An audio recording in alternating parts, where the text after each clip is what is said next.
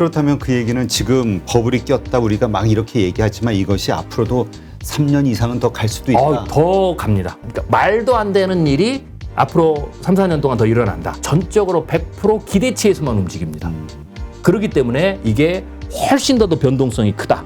그럼 이거를 극대로 끌어올리는 게 언제냐? 이게 기술 혁명 때예요. 요즘 보면은 이제 과거 2000년 IT 버블 때와 네. 같은 어떤 현상이 벌어지고 있다라고까지 그렇죠. 얘기하는 분들이 있어요. 저도 동일하게 메타버스, 봅니다. 그렇죠. 네, 메타버스하고 NFT를 이용한 여러 가지 어떤 관련된 주식들 뭐 요즘 엄청나게 폭등하고 있잖아요. 일단 이러한 현상을 어떻게 보세요?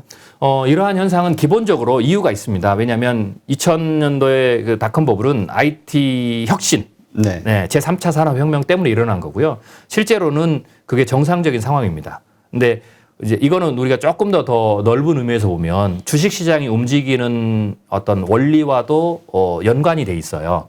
예를 들면 주식 같은 경우에는 주식의 가격은 저는 두 가지로 형성이 된다라고 이제 저는 규정을 하는데요. 하나는 말 그대로 펀더멘탈이죠. 네. 그래서 실제로 기업이 현재 실제 이익을 얼마나 내고 있는지, 그 다음에 기업이 실제로 보유한 자산이 청산 가치가 어떻게 되는지. 그래서 이제 그게 펀더멘탈을 형성하면서 기업의 어떤 주가의 일부분을 형성하고요. 또 하나는 이 기업이 미래에 얼마나 계속해서 돈을 더 벌지, 혹은 지금보다 더 벌지. 이게 이제 미래 기대치죠. 그렇죠. 미래 기대 가치죠. 이게 현재 가치로 환산이 돼서 주식이 형성이 되죠.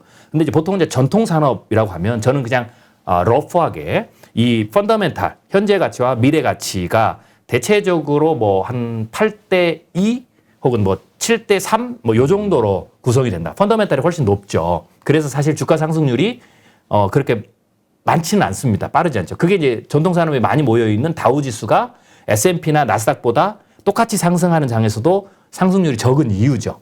그런데 이 기술주, 즉 미래의 가치를 미래의 어떤 주들은 이게 미래 가치가 훨씬 더 크죠. 네. 아무리 적어도 뭐 펀더멘탈이 현재가 4, 뭐 미래가 6. 그런데 이게 보통은 대체적으로 보면 한 3대 7 이 정도입니다. 그래서 이쪽이 상승률이 큰데 실제로 이게 이 미래 가치가 극대화되는 게 있어요. 미래 가치라는 것은 사람들의 기대치잖아요. 그렇죠. 환상도 포함되고 비전도 포함되고. 그럼 이거를 극대로 끌어올리는 게 언제냐? 이게 기술 혁명 때예요. 그래서 2000년도 때에 뭐 붕괴는 2000년, 2001년에 됐지만 1990년도 중반부터 3차 산업혁명의 기대치가 확 올라오면서 그때부터 폭등했거든요. 그러니까 지금도 그렇다라고 보시면 됩니다. 그래서 지금 이제 그런 게 폭등한다라고 보시면 되죠. 그러니까 제가 그냥 느꼈던 거는 한 98년도서부터 체감을 했던 거 같거든요. 그렇죠. 체감을 하는 건 아마 그렇게 되셨을 거예요. 그때서부터 뭐 주식시장이 뭐 하고 인터넷이 새로운 세상에 그러니까 대중화되는 시점. 그렇죠. 그러면서 인터넷이 뭐야 뭐 집안에서만 살 수 있어 해서 그 바깥에 안 나가고 며칠 살아보기 막 이런 뉴스에 많이 나왔었잖아요. 그러니까 지금 말씀하신 게 대체적으로는 95년도부터 그게 서서히 시작되는데 일반 대중이 다 관심을 갖는 98년쯤이거든요. 그리고 거기서 한 3년 정도 오르다가 붕괴했어요. 지금 이 나스닥 테슬라부터 시작해서 미래가치 뭐 미래자동차 뭐 이런 것들 그다음 메타버스 이런 게 지금이 그때와 비슷한 시기라고 보시면 돼요. 그러니까 과거에 1998년. 예. 그러니까 앞으로 그때의 어떤 그 사례를 비교해 봤을 때는 한 3년 정도는 이렇게 좀 더 갈 수 있다. 그렇죠. 이제 대중의 관심을 받았으니까 지금부터 더 폭발적으로 오릅니다. 근데 이 메타버스라는 거 어떤 분은 이게 뭐 실체가 있어? 그냥 지금 아무것도 없잖아요. 그냥 사람들의 생각일 뿐이 아니야? 이렇게 생각하는 분도 있거든요. 근데 어떤 분은 제2의 인터넷이라고 할 만큼 이건 아주 혁명적인 미래를 바꿀 아이템이야 라고 보는 분도 있거든요. 후자가 좀 더 일치한 견해고요. 왜냐하면 사실 메타버스는 새로운 건 아니에요. 저는 이제 그 메타버스란 말은 쓰지 않았지만 이제 제 시나리오를 아신 분들은 가상혁명이라고 제가 썼어요. 그래서 3단계를 했거든요. 1차, 2차, 3차 가상혁명. 그러니까 1차에서 2차로 지금 넘어가는 과정에서 이제 메타버스가 초입이다 이렇게 보시면 돼요. 그런데 이제 이 2차 가상혁명의 특징 혹은 메타버스의 특징은 1차 가상혁명에서는 이 인터넷이라는 거 그게 주로 이 텍스트와 이미지 중심 이었죠. 2차원. 근데 이 메타버스나 제2차 가상혁명은 이게 3차원 혹은 4차원 공간으로 가는 거예요.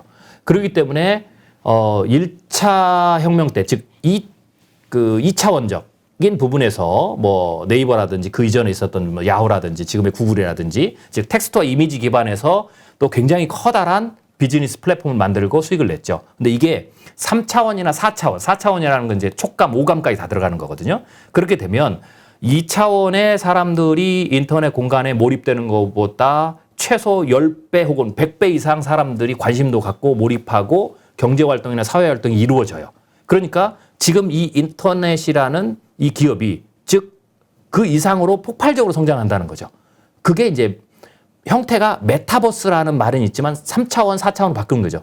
그래서 지금 2차원에 있던 페이스북이나 구글이나 아마존 뭐 이런 데가 전부 다 그 공간으로 넘어가는 거예요. 네. 그래서 이제 이게 커지기 때문에 메타버스가 향후에도 계속적으로 더 큰 수익을 낼 수 있다. 이렇게 기본적으로 생각하시면 됩니다. 네. 자, 그렇다면 지금 한국에서 지금 뭐 게임들이 아니면 뭐 엔터나 미디어 쪽에서 이제 연관이 되면서 엄청난 가격 폭등을 하고 있단 네네. 말이에요. 네네. 뭐 버블이라고 보죠. 네네. 많은 분들이. 그러나 이것이 한참 갈 거라고 보는 분도 있고 이거 좀 너무 심하기 때문에 좀 꺼질 때가 됐다라고 보는 네네. 분도 있거든요.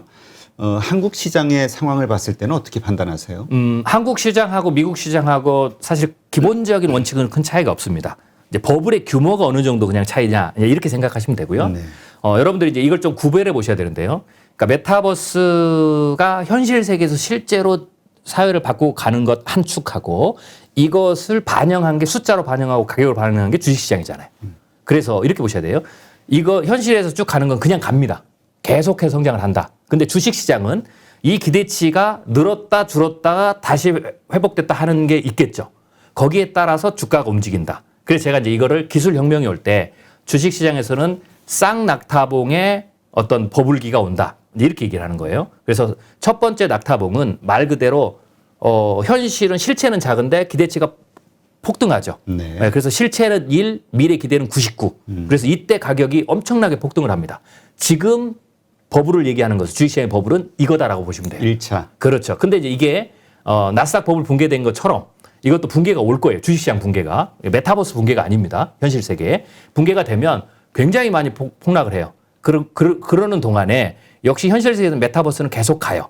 그러니까 예를 들면 인터넷 닷컴 버블 붕괴가 돼도 인터넷 혁명은 계속 진행됐잖아요. 그렇죠. 그런 것처럼 가요. 그러다가 이제 사람들이 붕괴가 되니까 굉장히 실망을 하겠죠. 그다음에 자산도 많이 잃고 그럼 이제 회복을 해서 다시 투자가 하고 또 다시 기대치가 올라가야 되겠죠. 그럼 그 기대치가 올라갈 때가 언제냐면 이 메타버스가 어느 날 가다가 사람들은 여기에 이제 매몰돼 있고 막 착시 현상이 있을 때 얘가 갑자기 수익을 내기 시작합니다. 그리고 여기에서 망했던 기업을 타산지적 삼아가지고 그 기술을 흡수해서 새로운 기업이 나오면서 하죠. 그게 대표적으로 닷컴 버블 이후에 성장한 아마존이라든지 뭐 이런 데입니다. 그렇죠. 그런 기업이 나오면서 그런 기업이 실제로 막 수익을 내기 시작해요. 그리고 점점점 가면서 기존 산업보다 더 수익을 내죠. 이게 두 번째 버블이 올라가죠. 그러니까 닷컴 버블로 본다면 아마존이 아까 제가 말씀드린 것처럼 아마존이라든지 뭐 마이크로소프트라든지 뭐 애플이라든지 이런 기업들은 사실 닷컴 버블기의 연장에서 제2차 버블기의 최대의 수혜자고 그렇기 때문에 30년 동안 이 주가가 결국은 그걸 겪어서 폭락했지만 다시 올라와서 지금 2,000배에서 3,800배까지 오른 거죠. 그렇다면 네. 1차 버블을 한 무너졌어요. 네. 그리고 2차 버블 이거는 단기간 내에 무너지는 게 아니라 장기 그렇죠. 상승으로 장기 간다. 상승으로 가서 그다음부터는 이제 전통 산업과 비슷하게 되면서 대폭락 주기와 맞춰서 움직인다. 이렇게 보시면 됩니다. 그렇다면 지금 1차 버블이 무너질 것이다. 그렇죠. 얘기하시는 그것은 결국 아까도 말씀하셨던 대폭락 네. 이것이 한 3, 4년 후에는 올 수 있다라고 그렇죠. 예상하시는 이거와 같은 거라고 보면 그렇죠. 되나요? 그 시점 타이밍이 이후. 맞춰지면서 같이 맞춰지면서 그때 이제 기대치가 확 무너지면서 주가가 빠르게 이제 떨어지죠. 그렇다면 그 얘기는 지금 버블이 꼈다 우리가 막 이렇게 얘기하지만 이것이 앞으로도 3년 이상은 더 갈 수도 있다. 더 갑니다. 네, 왜냐하면 이제 버블이 끼는 게 여러 가지가 있어요. 버블도 단계가 있거든요. 첫 번째는 말 그대로 테슬라와 같은 기업이 딱 출현을 하면서 사람들이 이목을 쫙 받아요. 그래서 그 이전에는 이제 환상이죠. 테슬라가 주목을, 야, 이제 4차 산업혁명 있다 뭐 이렇게 환상만 가지고 있다가 그 수혜주가 뭐냐 이렇게 찾다가 갑자기 테슬라라는 종목이 쫙 나오면서 얘가 실제로 쫙 몰리면서 주가를 막 띄우거든요. 그러면 사람들이 이제 환상이 아니고 이제 실제다. 이렇게 생각을 해요. 그래서 주도주가 쫙 나와서 폭발적으로 오릅니다. 뭐 상상을 초월할 정도로. 그러면 그 다음 단계는 뭐냐면 사람들이 그 다음 테슬라와 같이 될 기업이 누구냐를 찾아요. 지금 이 시점이에요. 그러면 이제 그게 그 기업은 여전히 실체가 있어요. 실력도 있고 실제로 버블 붕괴 이후에도 살아남을 가능성이 충분히 있는 기업이죠. 그래서 그 기업들이 묻혀져 있던 진주들이 이제 나와요. 그럼 사람들이 거기에 몰리죠. 그러면 돈이 더 몰리니까 전체는 더 뛰겠죠. 이 단계가 세 번째 단계고요. 네 번째 단계가 있어요. 그 다음부터는 이제 이게 사례가 너무 많으니까 이제는 그 다음부터는 무늬만 미래 기업이면 다 뜹니다. 이게 2000년도 때도 그랬어요. 그때는 그렇죠. 제가 기억하는 게 농기계를 파는 기업이었는데요. 이름을 어느 날 바꿨어요. 택을 바꿔 택자를 넣었어요. 택자. 그때부터 막 뛰더라고요. 요게 이제 대폭락 그때 직전에 일어나는 일이거든요. 이제 그런 일도 일어납니다. 그러면서 이제 막 전체가 올라가죠. 그러니까 이게 한 기업이 튀는 게 아니고 여러 기업들이 같이 막 주가가 오르니까 어떻게 되겠어요? 종합 주가 지수는 폭발적으로 오르죠. 그러다가 이제 나중에 이게 이제 금리 부담이나 혹은 여러 가지 기대치가 무너지면 그때 이제 무너지면 마지막에 네 번째 올라탄 건 아무것도 없잖아요. 그렇죠. 그건 그냥 아예 휴지가 돼버리는 거고요. 그러면서 점점점 다 떨어져요. 그래서 이제 그게 폭락이 오는 거죠. 그래서 이 부분이 1차 버블기에 나타나는 현상이고 이렇게 봤을 때는 아직은 한 뭐 2단계쯤 와 있고 실제로는 더 올라갈 겁니다. 그러니까 말도 안 되는 일이 앞으로 3, 4년 동안 더 일어난다. 그런데 투자적 관점에서 보면 진짜 전문가 보면 말도 안 되죠. 그렇죠. 네, 저거 올라가면 안 되고 버블이 아는데 아니, 일단 시장은 올라가는 거예요, 그냥. 기본적으로 우리 그 테슬라 대항마로 평가받는 리비안 같은 네. 경우만 봐도 네. 차 뭐 이제 트럭 2대 정도 생산했다고 그렇죠. 하는데 루시드도 마찬가지예요. 이제 GM을 뛰어넘었단 말이에요. 네. 시가총액이. 그러니까 테슬라는 실체가 있어요. 수십만 대를 판대. 근데 그거를 그럼에도 불구하고 펀더멘탈과 제가 미래가치 1대 99로 보는데 이런 회사들은 0.1대 뭐 99.9 이렇게 되는 거죠. 나중에는 어떻게 되냐면 0.001대 99.999 막 이렇게 되는 회사들도 오를 거예요. 이게 이제 버블기의 미래 환상을 가지고 나타나는 전형적인 현상입니다. 그렇다면 일단 단순했잖아요. 우리 2000년 IT 버블 때는 인터넷 그리고 어떤 그 IT 기술 이런 거에 집중이 됐었잖아요. 네네. 지금 시점에는 뭐가 중심? 왜냐하면 지금 말씀하신 대로 전기차 부분, 뭐 배터리 부분, 뭐 AI, 자율주행, 뭐 또 메타버스, NFT, 가상화폐, 뭐가 앞으로 대세를 이루게 될까요? 주도조 역할. 이걸 제가 그 닷컴 버블기하고 비교를 하면 닷컴 버블기는 사실은 인터넷이나 그다음에 통신, 뭐 이게 이제 사실은 주였어요. 그래서 뭐 그때 사실 테슬라처럼 올랐던 게 이제 시스코 시스템즈거든요. 지금 테슬라 오르듯이 올랐어요. 네. 그리고는 떨어질 때 그 주식도 폭락할 때 거의 80% 이상 폭락했거든요. 네. 그리고 이제 사실 그 회사는 살아남아서 그나마 남은 건데, 자 그때는 요 종목이었는데 지금은 그때보다 버블 규모가 굉장히 크고 크기 때문에 상승도 크지만 위험도 크다라는 얘기가 그렇죠. 지금은 이게 더 많아요. 말씀하신 대로 전기차, 자율주행차, 그다음에 이제 곧 로봇 영역도 아마 주가가 폭등할 겁니다. 그다음에 그것과 관련된 반도체 섹터라든지, 그다음에 암호화폐, 그다음에 뭐 NFT, 그다음에 메타버스 이게 다 몰려 있거든요. 그러니까 이 지금의 독특한 다른 특성은 그때보다 더 많은 항목들이 버블의 주도가 되죠. 그러니까 사실 나스닥의 제가 추가 상승이 사실 꽤 그러니까 일반인들의 생각을 넘어설 수 있다라고 이제 보는 거예요. 추가로. 왜냐하면 버블이 들어갈 요소가 훨씬 더 많아졌거든요. 네. 대신 떨어질 때는 그만큼 떨어지게 되겠죠. 전부 다. 크겠죠. 네. 지금 거론한 모든 것이 다음번 대폭락이 오면 똑같습니다. 어차피 원리는. 다 내려간다 이렇게 보시면 됩니다. 그러니까 그 얘기는 정말 엄청난 자산이 사라진다는 얘기잖아요. 아, 그렇죠. 근데 또 이런 얘기 하시는 분도 있어요. 이게 약간 음모론일 수도 있는데 가상화폐를 뭐 미국이나 이런 게 다 하는 게 그쪽으로 돈이 막 쏠려 들어가잖아요. 그리고 나중에 이게 무너지면은 그만큼의 인플레이션 그 유발 효과를 사라지게 하는 네네. 어떤 효과 이런 게 있기 때문에 놔두는 것이다. 이런 얘기 하시는 분도 있거든요. 네. 그냥 그 음모론은 그 음모론 그러니까 재미로 야사처럼 이제 들으시면 되고요. 실제로는 이제 그것 때문에 그런 게 아니고요. 만약 그렇게 해서 의도를 한다면 실물경영 충격이 엄청 크죠. 왜냐하면 주식시장에 몰려있는 돈이 미국 같은 경우는 한국보다 훨씬 많아요. 미국의 개인들은 한 40% 가까이가 주식시장에 투자를 하거든요. 그러면 이제 그것뿐만 아니라 그 개인의 돈들이 연금부터 시작해서 몰려있는 돈까지 합치면 미국의 주식시장은 개인 투자의 비율이 직간접적으로 굉장히 높은데요. 근데 거기서 돈이 사라지면 미국은 70%가 소비인데 굉장히 심각한 실물 경기 타격이고 금융 시스템 자체가 붕괴가 돼버려요. 주식이 아니라 가상화폐. 그러니까 가상화폐도 마찬가지고 그 돈들이 그렇게 들어가 있으니까 왜냐하면 가상화폐가 떨어질 때 다 떨어지니까 예를 들면 다 연결이 돼 있으니까요. 그래서 그것만 떨어뜨릴 수는 없거든요. 예, 그렇기 때문에 그거 같은 경우에는 뭐 사실 의도하기보다는 오히려 정상적으로 이제 연준 중앙은행이 미국 경제에 대해서 통화적 측면에서 경제를 이제 관리하고 운영하는 데 책임을 갖잖아요. 네. 그러면은 미국 중앙은행 같은 경우에는 기본적으로 이 가장 중요하게 여기는 게 이제 물가, 인플레이션이죠. 왜냐하면 그거는 경제 성장률과 직결돼 있기 때문에 그래요. 그러니까 이것이 사실은 중앙은행이 인플레이션율, 즉 물가를 관리함으로써 미국의 경제 성장률을 안정적으로 오르고 내리고 하는 거를 관리한다라고 보시면 돼요. 그런 측면에서 연준이 그걸 관리하기 위해서 통화 정책, 특별히 양적 완화 정책이나 혹은 기준금리 정책을 쓰는 거죠. 네. 그 가운데서 자연스럽게 일어나는 그냥 주식시장에서는 상승과 하락의 패턴이다. 이렇게 보시면 되는 거죠. 근데 이제 그게 패턴은 그렇게 움직이는데 투자금들이 시간이 갈수록 많이 몰리잖아요. 돈이 많으니까요. 그래서 그 파급되는 영역이 시간이 갈수록 커진다. 라는 거죠. 그냥 그렇게 하나의 투자 거기 자산 하나에 영역으로 들어있는 거죠. 들어가 있는 것이다. 네. 그리고 이제 가상화폐를 하나 더 말씀드린다면 오히려 변동률에 대해서 이제 ETF 3배수에 대해서 많은 분들이 낙폭이 너무 크다. 그래서 위험하다고 그러는데 사실은 변동성의 측면, 즉 낙폭에서 보면 암호화폐가 훨씬 더 무섭습니다.